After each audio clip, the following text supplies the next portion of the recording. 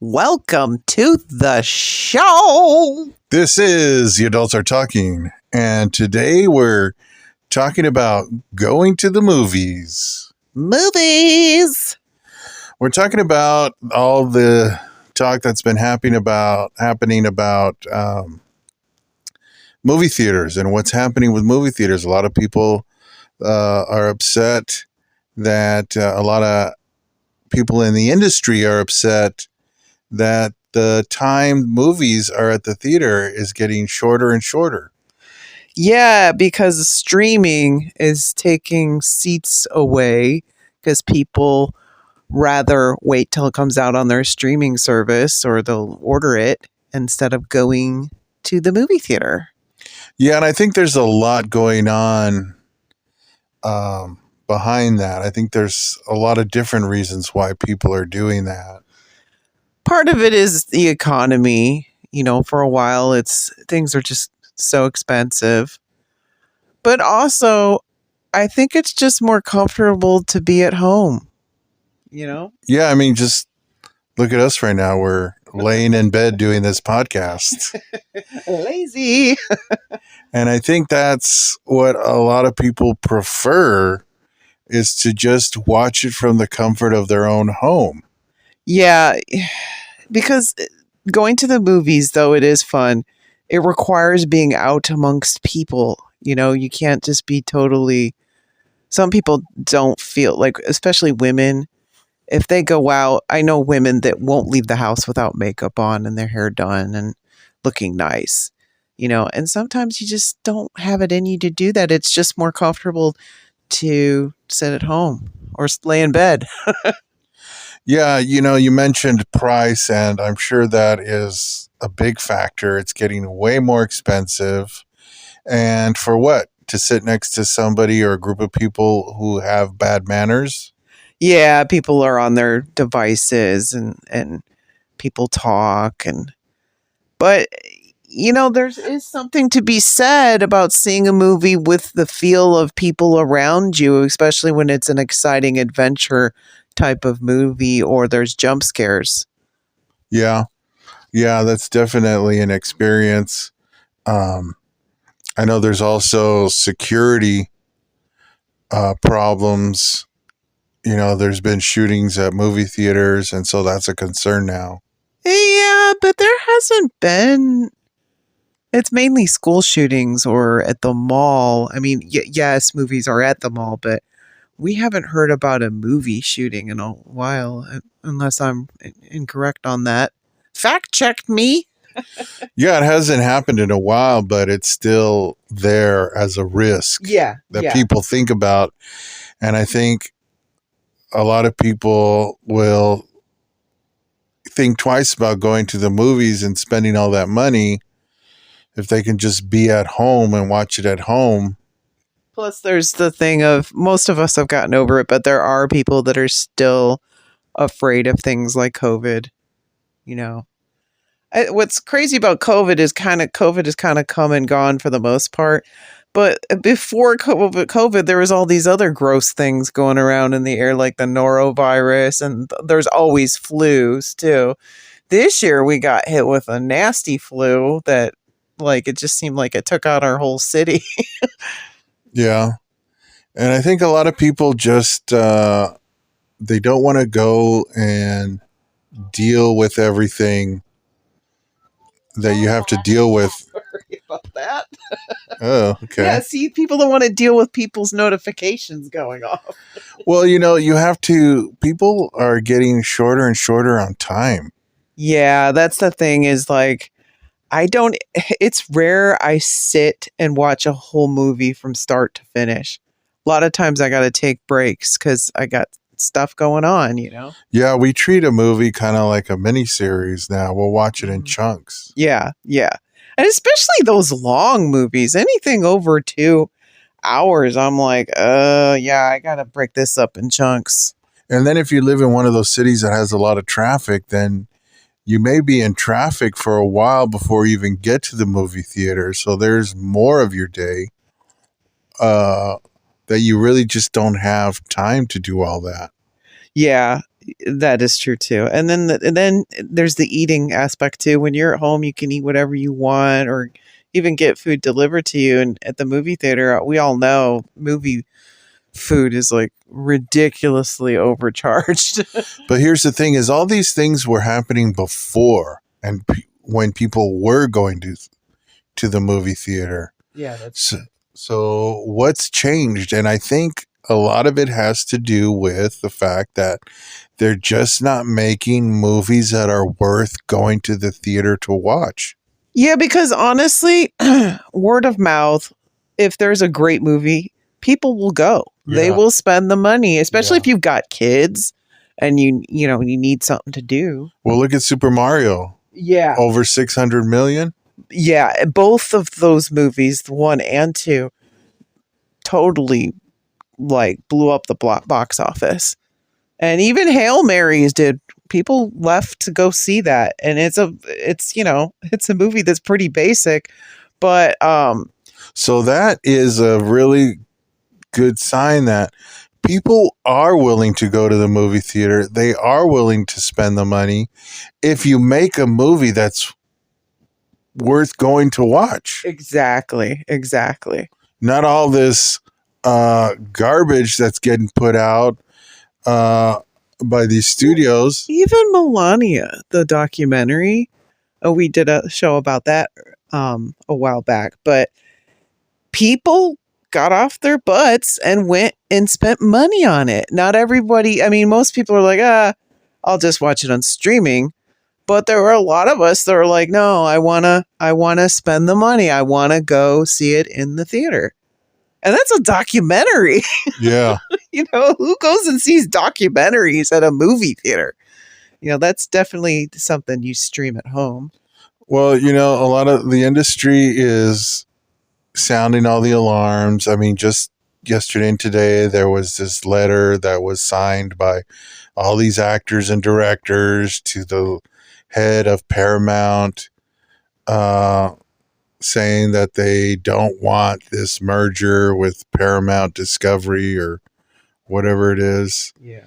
And they want federal intervention to stop the merger.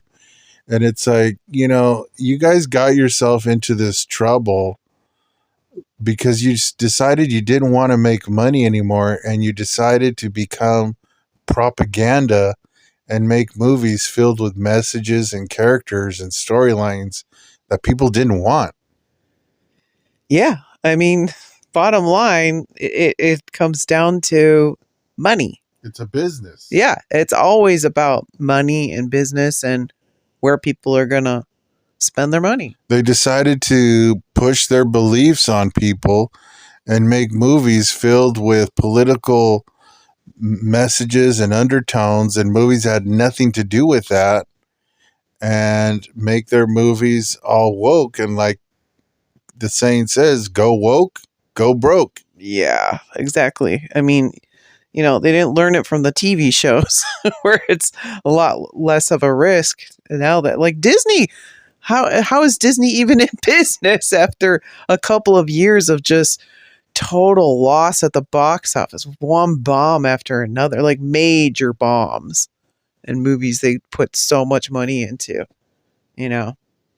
People got tired of it, and as the price rose, as the price of going to the movie theater increased, they're just like, nah, forget it. I'm not going to go and deal with everything I got to deal with to go watch a movie that doesn't represent anything that I like. I don't want to go and get preached to at a movie. I want to go escape. Yeah, that's the thing that the entertainment industry has to understand, is this is about escape. It's the same thing with sports. It's like, this is our escape.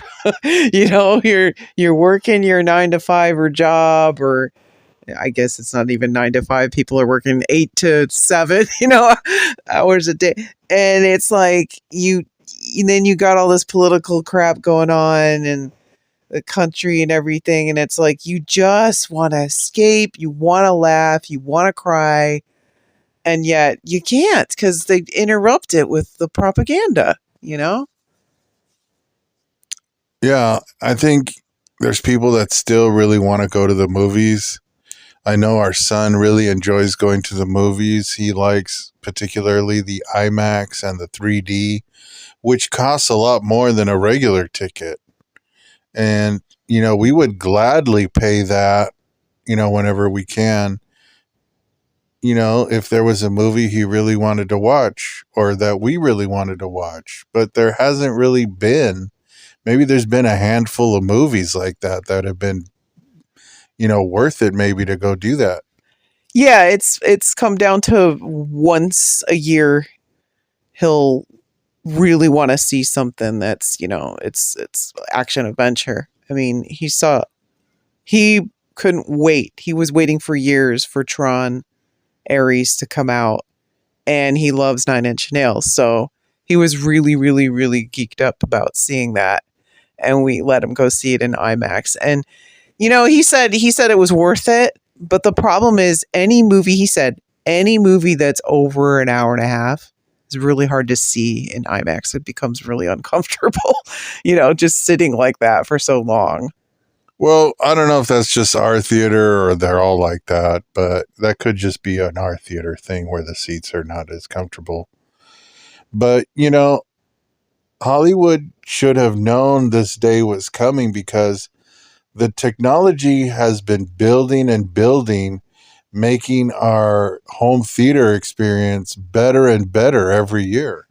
Yeah, it's been like this for decades. I mean, like your TV screen, we always laugh now because we'll be like at Walmart of all places, and you'll see a giant. What inch is it? Like a 65 inch for like $300.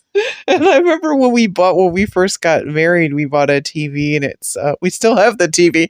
It's like what is ours? I think it's like a 30 something, 36 inch. And we paid $500 for it. Yeah, TVs have gotten so cheap now, and everything else. That's one thing, the price is actually coming down on. Yeah.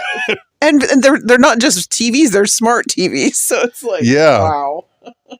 So the home theater experience has gotten very sophisticated. So with that and people tight on time, tight on money, this is just the perfect storm against Hollywood. Yeah. They got to figure out what's going to make it meaningful to have people go to the movie theater again. Well, if you look at Super Mario Brothers, Hail Mary, what else was there that wasn't woke? Everything that's come. Top Gun, when Top Gun came out. Oh, yeah. Everything that has not been woke has been making a lot of money. Yeah. I mean, I saw Paddington at the movie theater, and that was super fun, So, yeah, just make it not woke. It doesn't matter if it's, really what kind of movie it is, as long as it's really good. I think you have to get back to also good writing, good story. And then from there you build. Because a lot of well, this is more of a TV thing. TV writing is so bad. Yeah. There's so many bad shows out there. It's like you go on Netflix and there's just like, you have to sift through so much crap. And I think a lot of that is that these streaming companies have now become their own studios. Yeah. And they've got to produce their own content. Yeah. And so because it's all about getting subscribers. So, you got to have a lot of shows for people to be interested and to talk about. They can't just wait around for a great script. They're just making everything they can. Yeah. And I think the thing with the movies is they find a big hit and then they have to kill it. Like when we went through the past decade is all these superhero movies. I mean, my goodness, just one right after another. And it's like, can't we just have a breather? And the same thing with Star Wars. I feel bad because Mandalorian is not doing well at the box office. I haven't seen it, but I haven't heard much about it. And I think people are just fatigued from all the Star Wars movies and shows and cartoon. Like, it's just like, can't you just give us like a year or two off and just let us just breathe for a moment, you know? Yeah. They just need to really go back to the drawing board and, make a decision, or, keep things simple and just make movies that people like. And sure, be creative, but also make movies that people want. Yeah. I mean, now they're going to, before, and still the source material for a lot of movies is books, but now a lot of source material for movies is video games. Yeah. It's interesting, like the Five Nights at Freddy's. It's interesting how that is made off of a video game that's really simple and kind of stupid. And they made like two whole big elaborate movies out of it I mean, we haven't finished up watching the second one, but the first one was really enjoyable. I was surprised. By the way, this kind of ties in TV and movies. Something we have really been enjoyed was the Studio on Apple TV. Oh, so funny. Yeah, if you guys have Apple TV and you haven't checked it out, they're coming out with the new season very soon. Yeah, if you love it, the inner workings of movie making, you don't have to be an insider to appreciate this. They make it very relatable and very, very funny. It is really sad about the passing of what's her name? Hera. Yeah. She was a really great character on this show. Yeah, the acting, the characters, even the guest stars, like Zoe, what's her last name? Kravitz. I didn't care for her much in Batman. I was like, she's kind of. But on this show, she's hilarious. She's so funny. It like redeemed her as an actress for me, seeing her on the show. Yeah, it's really great. Highly recommend. Yeah, that's a good show. So, I think the answer is really simple for the movie theater, for Hollywood and movies in the theater. Just make really good movies that people want to watch. Don't gender swap, ethnic swap. Ethnic swap is the one where I'm just scratching my head all the time. Like, what? I mean, if it's organic, I get it. Like this new James Bond, there's a chance that it could be a black James Bond, which is totally fine. And that's believable because there's a lot of British black men. I mean, come on. Right. Very believable. But don't do things where it's like a fat Chinese lady. No, well, they have like these Shakespearean things where it's like obviously they're Italian, right? Or French or wherever the scenery is, somewhere in Europe. And the lead is going to be a fat Chinese lady. Yeah, it's like, what? Doesn't make any sense. Nothing against fat Chinese ladies, but they're just not James Bond. Or Shakespeare. So, tell us what you think in the comments. What do you think the movie studios need to do? What will bring you back to the movie theater? Did you stop going to the movies? Let us know. And thanks again. And thanks for listening.